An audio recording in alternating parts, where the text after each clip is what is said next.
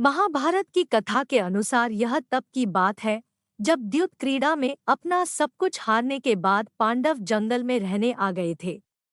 शर्त के अनुसार उन्हें 12 वर्ष वनवास और 1 वर्ष अज्ञातवास काटना था। एक दिन महर्षि दुर्वासा और उनके शिष्य अतिथि के रूप में हस्तिनापुर आए। वहां उनका खूब सत्कार हुआ।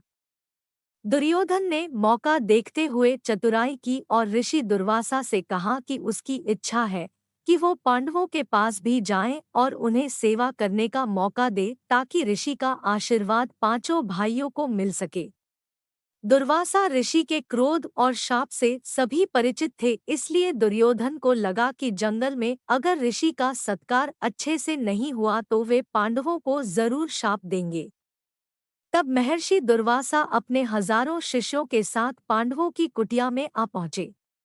उन्होंने स्नान के बाद भोजन की इच्छा प्रकट की। युधिष्ठिर इसे टाल नहीं सके, लेकिन पांडवों की एक समस्या थी। उस समय युधिष्ठिर के पास एक अक्षय पात्र था। यह सूर्यदेव से उन्हें प्राप्त हुआ था। इससे दिन में एक बार जितना चाहे भोजन प्राप्त हो सकता था। लेकिन जब दुर्वासा ऋषि पांडवों के पास पहुंचे थे तब तक द्रौपदी के साथ सभी ने भोजन कर लिया था। ऐसे में अब सवाल था कि दुर्वासा ऋषि और उनके शिष्यों के लिए इतनी जल्दी भोजन का प्रबंध कैसे किया जाए। पांडव अब इस चिंता में डूबे थे कि अब क्या किया जाए।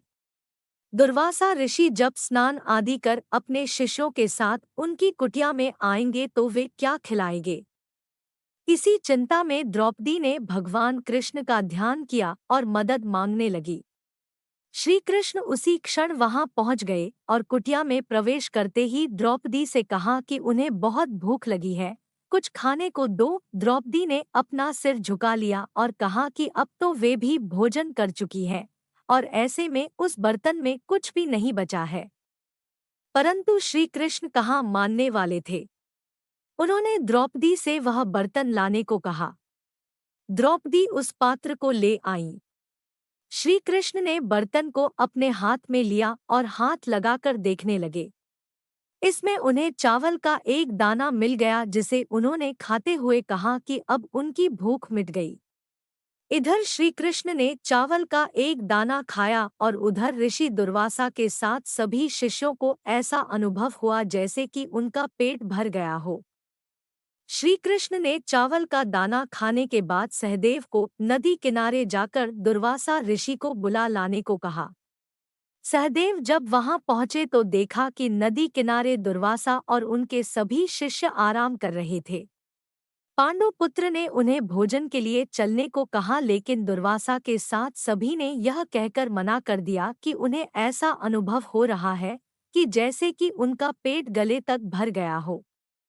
इसके बाद सभी ऋषि के साथ वहां से चले गए। सहदेव ने वापस आकर पूरी बात बताई।